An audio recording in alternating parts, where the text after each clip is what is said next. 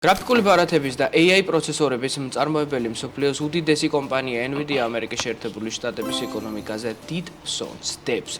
კომპანიის დამფუძნებლის ჯენსენ ჰუანგის განცხადებით, მომდევნო 4 წლის განმავლობაში NVIDIA ამერიკის შეერთებულ შტატებში ათობით დატა ცენტრს ააშენებს, რაც $500 მილიარდი დაუჯდება. ამ მიმართულებით ტაივანური ფესვების მქონე NVIDIA აგრეთვე ტაივანურ TSMC-სთან ითანამშრომლებს. ამრიგად, მსოფლიოს ყველაზე მძლავრი AI პროცესორები სწორედ ამერიკაში იქნება წარმოებული.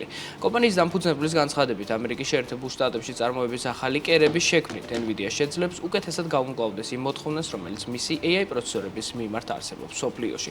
ჯენსენ ჰუანგის კომპანია მსოფლიოს უმძლავრეს პროცესორებს აწარმოებს, რომელთაც ტექნოლოგიური გიგანტები ნეირონული ქსელების სწავლებისთვის იყენებენ და ისინი იმდენად ეფექტიანი და გამართულია, რომ NVIDIA-ს მარაგები რამდენიმე წლით ადრე არის ამოყიდული.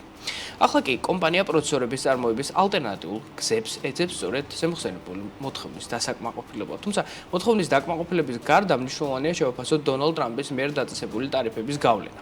ჯენსენ ჰუანგის შეფასებით, მოკლევადიან პერსპექტივაში ტარიფები კომპანიის საქმიანობაზე მინიმალურ გავლენას მოახდენს, ხოლო გრძელვადიან პერსპექტივაში კომპანიას ქარხნების დიდი ნაწილის გადმოტანა ისედაც ამერიკაში სურს, ანუ იქ წარმოებული პროდუქცია ტარიფებით არ დაიბეკრება. ტექნოლოგიური კომპანიების მიმართ ეს მოთხოვნა გარკვეულწილად დონალდ ტრამპმა დააწესა, ასე რომ ჯენსენ ჰუანგის ეს ნაბეჯი უცნაური და მოულოდნელი არ არის. რამდენიმე კვირის წინ ჩინეთიდან ამერიკაში წარმოების ნაწილობრივი გადატანის შესახებ გადაწყვეტილება ამერიკულმა Apple-მაც მიიღო, რომელიც iPhone-ების უდიდეს ნაწილს სწორედ ამ აზიურ ქვეყანაში აწარმოებს. ახალ საწარმოს შტატ ტეხასის ქალაქ ჰიუსტონში გახსნის კომპანია, რაც $500 მილიარდი დაუჯდება.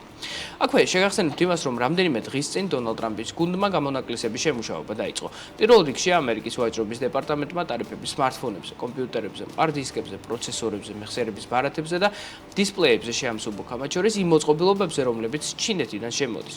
თუმცა ელექტრონიკაზე დაწესებული საგადასახადო ბარიერი სრულად მაინც არ გაუქმებულა, რადგან ელექტრონული მოწყობილობებისთვის, ანუ ნახევარგამტარებისთვის და მათ შორის პროცესორებისთვის საგადასახადო ბარიერების ცალკე კატეგორია შეიქმნება. კონკრეტულად რა მოცულობის გადასახადის გადახდა მოუწევთ ტექნოლოგიურ გიგანტებს, ჯერჯერობით უცნობია.